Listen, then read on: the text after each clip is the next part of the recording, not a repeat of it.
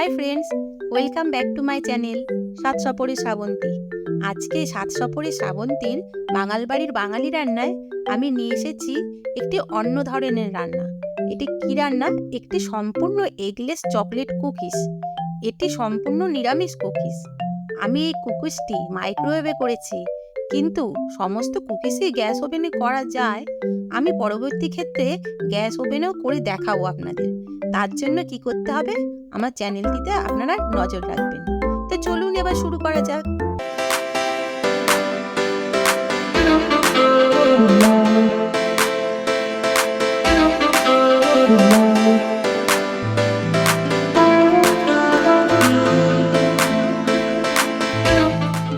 প্রথমেই নিয়ে নিয়েছি বাটার, ময়দা, চকলেট সিরাপ, কতগুলো ক্যাডবেরিকে আমি ছোট ছোট এরকম টুকরো করে নিয়েছি, সেই ক্যাডবেরিগুলো, আর হচ্ছে বেকিং সোডা, আর ডাস্ট করা চিনি, বেকিং পাউডার, ভ্যানিলা এসেন্স, একটু ভ্যানিলা এসেন্সও লাগবে।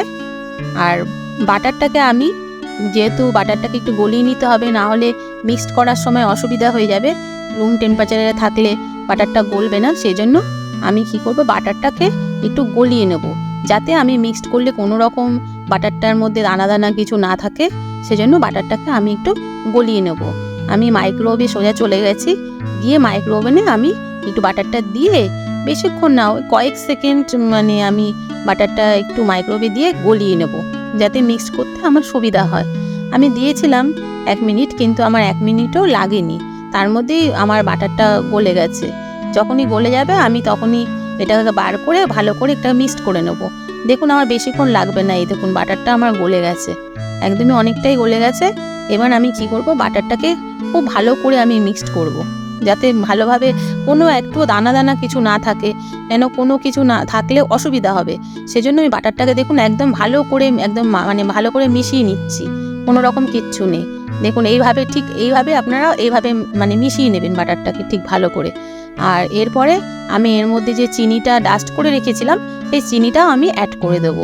আর চিনি আর বাটারটাকেও খুব ভালোভাবে অনেকক্ষণ ধরে মিক্সড করতে হবে, যাতে দুটো একসঙ্গে গলে যায়, মিশে যায় একসাথে। যাতে এই যে চিনিটা আমি দিয়ে দিলাম, দিয়ে এবার চিনিটা দিয়ে একটা ক্রিমি ভাব চলে আসবে। এই চিনিটাকে আমি ঢেলে দিলাম। এবার চিনি আর এই যে বাটারটা ছিল, সেই দুটোকে এমনভাবে আমি এই যে মিক্সড করছি, যাতে একটা ক্রিমি ভাব চলে আসে, যেন কোনো দানা কিচ্ছু না থাকে, দুটো একসঙ্গে মিশে যায়। তারপরে আমি কি করেছি, ময়দাটাকে নিয়ে নিয়েছি।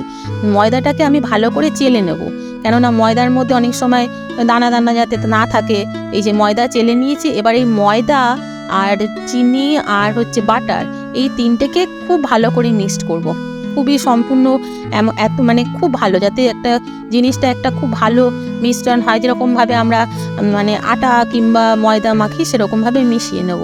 তার মধ্যে আমি দিয়ে দিয়েছি একটু বেকিং পাউডার এই 1/2 চামচ মতন দিয়েছি। আর বেকিং সোডা 1 চিমটে মতন, বেশি লাগবে না এটা, 1 চিমটে বেকিং সোডাটাও দিতে হবে। আর এই যে ভ্যানিলা এসেন্সটা আমি দিয়েছিলাম 1 চামচ, কিন্তু আমার একটু বেশি লাগছিল, এটা আমি একটু কমিয়ে নিয়ে এই যে দিয়েছিলাম। আর এটা একটা সুন্দর ফ্লেভার আনে, সেজন্য আমি এটা দিয়েছি। আর যেহেতু এটা চকলেট কুকিজ, সেজন্য আমি এখানে এই চকলেট সিরাপটা ব্যবহার করছি। তাতে কি হবে, একটা এই যখন কুকিজটা তৈরি হবে, তার মধ্যে একটা চকলেটের ফ্লেভারও থাকবে, আর খেতেও খুব ভালো লাগবে। এগুলোকে আমি এবারে দিয়ে খুব ভালো করে একসাথে জিনিসটাকে মিশিয়ে নেব। আর খুব ভালো করে মিশিয়ে নিতে হবে, যেন প্রত্যেকটা জিনিস একসাথে হয়ে থাকে। তারপরে আমি এই যে এইভাবে ঠিক মিশিয়ে নেব। আর এরপরে আমি ডলে দরকার পড়লে হাত দিয়ে ভালো করে ম্যাশ করব। এই যে এবার চামচটা দিয়ে আমি ভালো করে যে ম্যাশ করে নেব, এই যে ম্যাশ করে নিচ্ছি, দেখুন যাতে কোথাও কিচ্ছু দানা দানা কিছু না থাকে। এভাবে নিতে নিতে ভালো করে আমি মিশিয়ে নিচ্ছি, দেখুন এইভাবে সমস্ত উপকরণটা। এই দেখুন করতে করতে একটা কালারটা না, যেহেতু চকলেটের কালার চলে আসবে, দেখুন কালারটা অনেকটা চকলেটের মতনই চলে এসছে। এটা অনেকক্ষণ ধরে আমি করছিলাম, করতে করতে যখন এরকম চকলেটের মতন কালারটা চলে আসবে, তখন আমি হাত দিয়ে ভালো করে জিনিসটা ম্যাশ করে নেব। আর এরকমভাবে ম্যাশ যখন করব, তখন জিনিসটা এরকম একটা মিশ্রণটা খুব স্মুথ একটা সুন্দর হয়ে যাবে, আপনি বুঝতেই পারবেন। তখন আমি এটাকে একটা ঢাকনা দিয়ে ঢেকে এই মোটামুটি 1/2 ঘন্টার মতন আমি ফ্রিজে রেখে দেবো। এই যে আমি ঢাকনা দিয়ে দিলাম, তারপরে আমি এটাকে 1/2 ঘন্টা আমার হয়ে গেছে। তারপরে আমি এই যে বার করে নিলাম এবার ফ্রিজ থেকে, নিয়ে এবার এটাকে আমি হাত দিয়ে দেখছি, দেখবেন তখন একটু শক্ত শক্ত হয়ে যাবে জিনিসটা, যেহেতু ফ্রিজে আধ ঘন্টা রেখে দিয়েছি। তখন এটাকে ভালো করে আবার মাখতে হবে, মেখে এই যে ভালো করে মাখছি, তার মধ্যে আমি যে যে ক্যাডবেরিগুলো রেখে দিয়েছিলাম টুকরো, কিছু ক্যাডবেরির টুকরো আমি এর মধ্যে দিয়ে দেবো, আর কিছু আমি মানে গার্নিশিংয়ে সাজানোর জন্য রেখে দিয়েছি, আর এই কিছুটা এর মধ্যে দিয়ে আবার ভালো করে আমি এই যে মাখছি। কেন আমি এটা দিলাম এর মধ্যে, কেননা যখন কুকিজটা হবে তখন কুকিজটা খাবো, ভেতরে একটা চকলেটের মতন ফ্লেভার লাগবে, আর একটা চকলেটি স্বাদ লাগবে, ভেতর থেকে একটা সুন্দর খেতে লাগবে কুকিজটা, খুব ভালো লাগবে। এই দেখুন যেভাবে ঠিক আটা কিংবা ময়দাকে আমরা মাখি, ঠিক সেরকমভাবে ডোলে ডোলে ভালো করে ম্যাশ করে করে এরকম হাত দিয়ে একটা ক্রিমি ভাব একটা চলে আসবে, খুব সুন্দর।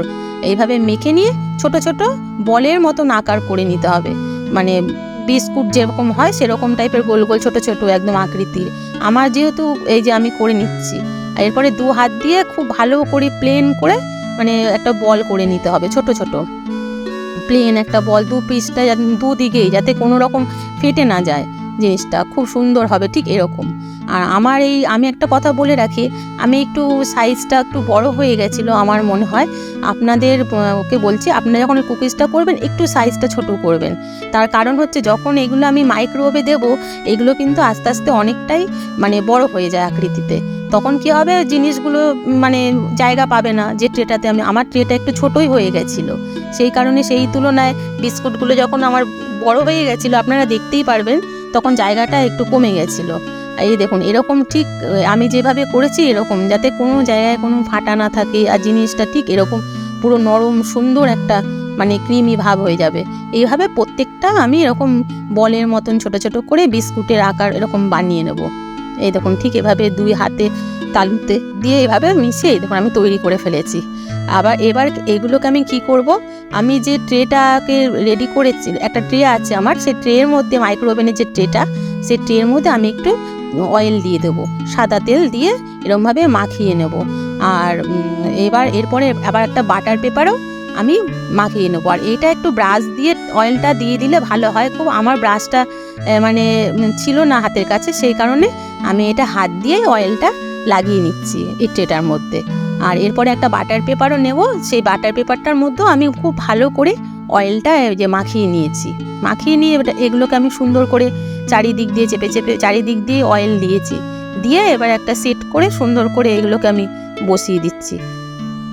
আর এরপরে যে কুকিজগুলো আমি রেখে দিয়েছি, সেই কুকিজ এই যে আবার তেল দেবো ওপরে, আমি মাখিয়ে নিয়েছি, তাছাড়াও আবার ওপর থেকেও আমি তেল দিই, ভালো করে অয়েলটা দিয়ে দিচ্ছি। তার কারণ হচ্ছে যাতে মানে কুকিজগুলো খুব সহজেই উঠে আসে। আর এভাবে নিয়ে এবার আমি কি করব, একটা একটা যে বিস্কুটগুলো রেখে দিয়েছি সব সুন্দর করে সাজিয়ে বসিয়ে দেবো। আর এই তারপরে যে আর ক্যাডবেরির যে টুকরোগুলো আমি রেখে দিয়েছি সেগুলো ওপর দিয়ে আমি সুন্দর করে সাজিয়ে দেবো। আর একটা কথা বলে রাখি, আমার ছেলে এই বিস্কুটটা খেতে খুবই ভালোবাসে, সেই কারণে মানে আমি তাড়াতাড়ি করে এটা করছিলাম, জায়গাটা আমার একটু মানে ওই সময় কম হয়ে গেছিলো। আর যেহেতু সেই জন্য বিস্কুটগুলো আর কি আরেকটু ফাঁকা ফাঁকা দিলে খুব ভালো হয়, আমি পরপর আর কি গায়ে গায়ে লেগে গেছিলো।